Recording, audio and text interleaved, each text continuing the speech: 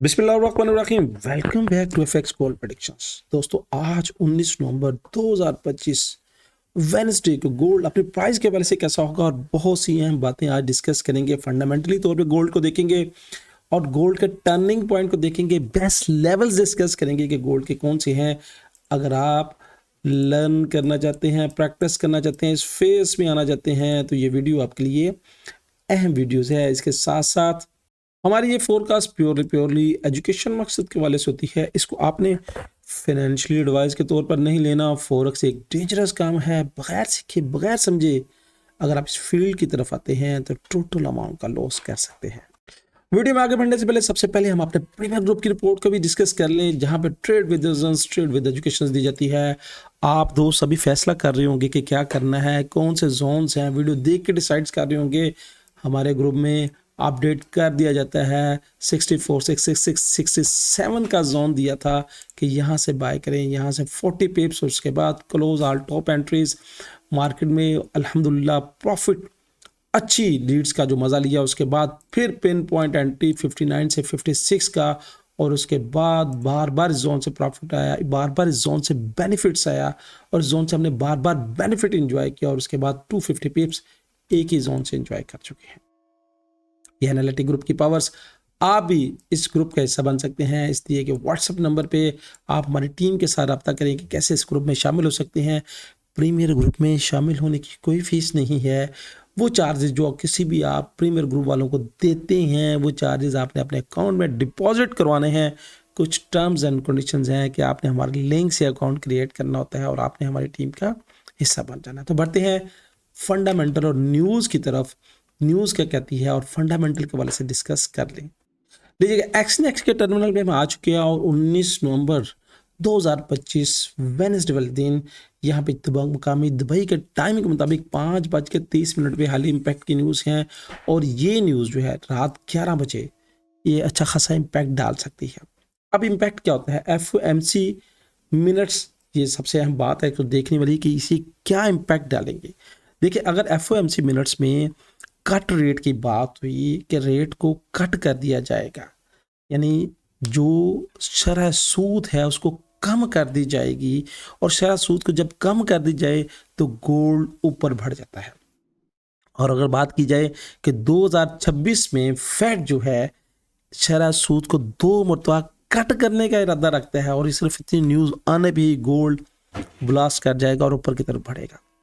और अगर शरह सूद को मेंटेन करने की बात की जाए और ये बात की जाए कि शरह सूद को जो कट रेट है उसको मेंटेन किया जाएगा या थोड़ा सा बढ़ा दिया जाएगा, या थोड़ा सा रेट को कट किया जाएगा या थोड़ा सा कम कर दिया जाएगा, तो गोल्ड रेट के शरह सूद को कम करने से गोल्ड पे इम्पैक्ट खासा नहीं आएगा और गोल्ड हो सकता है फिर रेंज बाउंड रहे। इस बात को नज़र में रखना ज़रूरी है। फंडामेंटली भी अगर आप थोड़ा सा गौर रखें, जो इम्पोर्टेंट न्यूज़ हैं उसकी क्या अहमियत है। उसके बाद लॉन्ग टर्म्स के वाले से अगर आप डिस्कस करें तो चाइना तो हर वक्त फिजिकली डिमांड कर रहा है।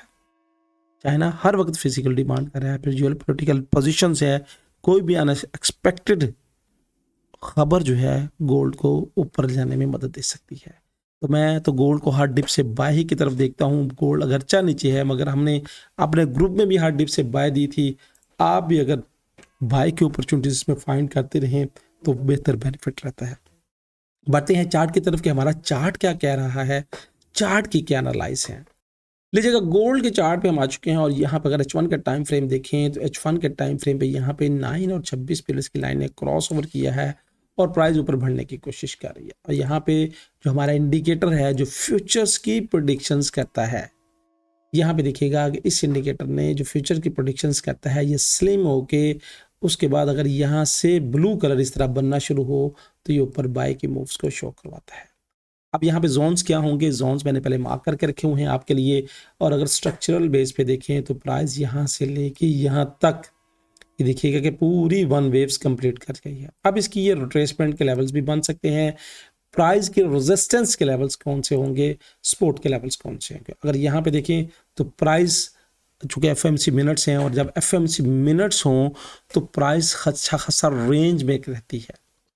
अब रेंज में मेरी नज़र में जो रेंज है, जो मेरी नज़र में रेंज है वो 37 से 97, यानी ये वाला एरिया है जो रेंज का है, और ये सॉलिड कलर्स भी हो सकता है ये वाला, जहाँ पे मार्केट आपको रेंज कराए, आपको ऊपर नीचे घुमाए।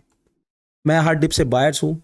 आज का मेरा जो टर्निंग पॉइंट है, अगर मैं थोड़ा सा इंडिकेटर ऑफ कर दूं ताकि आपको थोड़ा सा देखने में, सोचने में, समझने में आसानी हो जाए, तो इंडिकेटर जब मैं ऑफ करता हूं तो मेरा जो टर्निंग पॉइंट है वो ये वाला है, ये वाला। अब ये टर्निंग पॉइंट जो मैंने क्यों कंसिडर किया कि अगर इससे नीचे जाती है, नीचे जाने के बाद फिर ये वाला सपोर्ट का जोन एग्जैक्टली, और उसके बाद मेरे पास 85 और 3964 है। मजीद चूंकि मार्केट में हलचल आ सकती है, अगर मजीद ड्रॉप होती है तो ड्रॉप होने के बाद ये जो फ्रैक्टल्स के लेवल्स है ना, मार्केट जो फ्रैक्टल टू फ्रैक्टल मूव करती है, तो मेरे पास ये वाला जोन्स है, जोन्स मैंने मार्क किए हुए हैं, इन जोन्स को लिख लीजिएगा। स्पॉटिंग जोन्स ये हैं, चूंकि देखें ये वीडियो डेली की होती है, H1 की बेस पे हम फोरकास्ट करते हैं। अब जो ट्रेड लेनी होती है ना, वो में हम अपने ग्रुप में M5, M1 और M3 के टाइम को कंसिडर करते हैं। जब भी आप जोन बनाएं, मार्केट में हलचल बहुत ज़्यादा होती है और एक एक मिनट की कैंडल जो है वो 10-10 पॉइंट की बन जाती है एक मिनट में, तो हम तो M1 के जोन से ही बाई की अपॉर्चुनिटीज़ प्ले करते हैं। यानी यहाँ पे देखिएगा कि ये अपॉर्चुनिटीज़ प्ले की थी, यहाँ से यहाँ तक 250 पिप्स मिल चुके हैं। अब ये अपॉर्चुनिटीज़ जो प्ले की थी ना, ये M5 के जोन और M1 के जोन बनता था जहाँ से हमने ये अपॉर्चुनिटीज़ ली थी।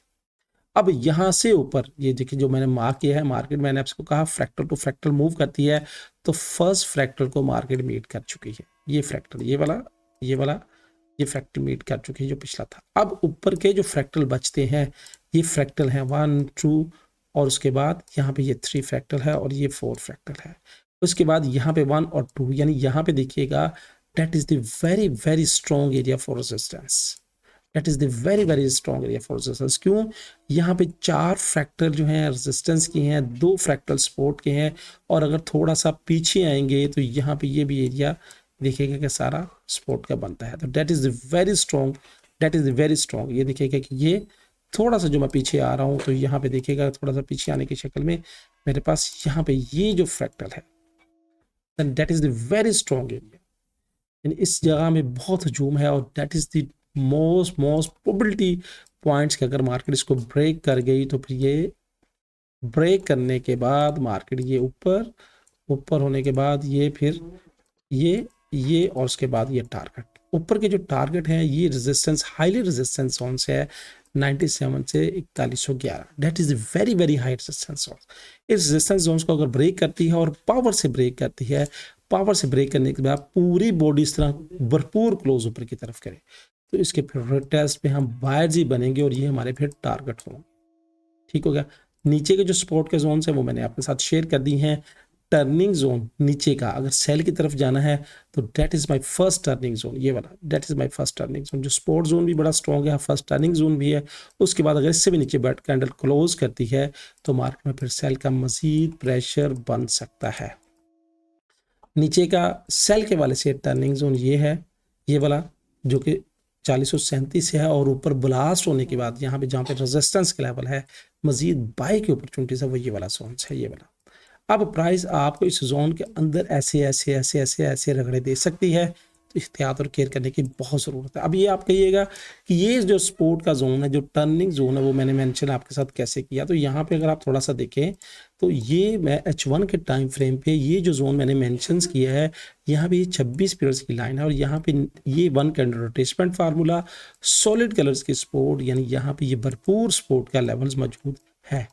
इसके बाद अगर सॉलिड कलर से नीचे कैंडल क्लोज करती है बॉडी के साथ, इस तरह क्लोज करे बॉडी के साथ, और बॉडी के साथ क्लोज करने की शक्ल में ये रिटेस्ट, और फिर ये सपोर्ट का पॉइंट फिर ऊपर, और अगर इसको तोड़ गई तो फिर हम सेल ही की तरफ देखेंगे, और मोस्ट प्रोबेबिलिटी फिर मार्केट में स्ट्रेट सेल का फॉरवर्ड लेवल्स होगा। मैं पर्सनली अगर मेरी ऑप्शंस लेंगे, पर्सनली मेरा डिसीजंस लेंगे, ये मेरी पर्सनल राय है, रॉन्ग भी हो सकती है, मैं मार्केट को हर डिप से बाय ही की तरफ देखूंगा, क्योंकि बाय में अगर आप थोड़ा सा वेट भी कर लें छोटी लॉट के साथ, अगर आपने ट्रेड की छोटी लॉट के साथ, मार्केट आपके ऑपोजिट चली गई और लॉट आपकी इंतहाई छोटी है, अकाउंट अच्छा है, तो मार्केट दोबारा आके उसको मीट कर देती है। यानी एक फर्ज कीजिएगा कि आपने बाय की यहाँ से, मैं आपको एग्जांपल भी दे रहा हूँ ना, बाय यहाँ से की, मार्केट छोटी लॉट के साथ की, अकाउंट बड़ा है, मार्केट नीचे आ गई, तो एक बाय आपने यहाँ से कर ली, उसके बाद जब दोबारा मार्केट मिड तक भी पहुंचती, यहाँ तक भी पहुंचती, यू आर इन प्रॉफिट। और यहाँ से भी अगर आप ट्रेड क्लियर करें तो आपका अकाउंट ओवरऑल प्रॉफिट में होता है। तो दोस्तों ये थी फोरकास्ट, ये थी एनालिटिक। भरपूर मैंने कोशिश की आपको बताने की, समझाने की, गाइड करने की। वीडियो पसंद आई तो लाइक वाले बटन को जरूर हिट करें, कमेंट्स में कमेंट्स का जरूर इजहार करें, जो कि आपके हेल्थी कमेंट्स हमें एनर्जी देते हैं कि हम आपके लिए इसी तरह से इंफॉर्मेशन से भरपूर वीडियोस बनाते रहें। मिलेंगे एक नई वीडियो में एक नई बात के साथ, एक नए एनालिटिक के साथ। अल्लाह हाफिज।